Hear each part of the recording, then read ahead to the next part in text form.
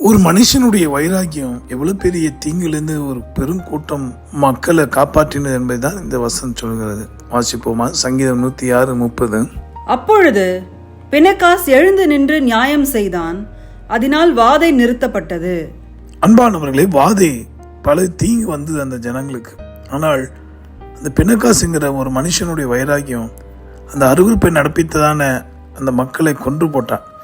அதோடைய விளைவு அந்த மக்கள் மேல் இருந்த சாபம், அந்த வாதை உடனே நிறுத்தப்பட்டது. தேவன் அதை நீதியாக அவனுக்கு எண்ணினார்.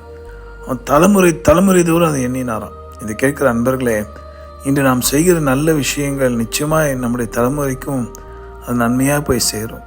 அதே போல் தீங்கு செய்தாலும் தீமை செய்தாலும் அதையும் கர்த்தர் கேட்பார். ஆக அவர் நியாயாதிபதி, நீதிபரர். அவருடைய இரக்கங்களுக்கு அளவே இல்லை. ஆகவே இந்த நேரத்திலும் கூட நம்முடைய செய்கை எண்ணங்களை நேராக்குவோம்.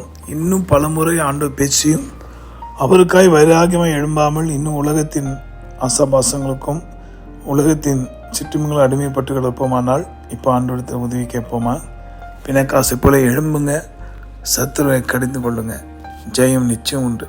ஜெபிப்போம். அன்புள்ள ஆண்டவரே, வைராகத்தின் தேவனே, ஆவின் வல்லமை இறங்கட்டும் அப்பா. என்னோட சேர்ந்து ஜெபிக்கிற யாவருக்குள்ளும் இயேசுவை பற்றின வைராகியம் பெருகட்டும். இயேசுவின் நாமத்தினால எல்லா அந்த வாதைக்கு காரணமாக இருக்கிற தவறான வணக்கங்கள், போதனைகள், அருவருப்புகள், ரகசிய துணிகள் பாவம் எல்லாவற்றையும் கடிந்து கொண்டு உங்களுடைய பிள்ளைகளாகி உங்களுடைய ஜனங்களாகி எங்களை இன்னும் பரிசுத்தமாக்கும்.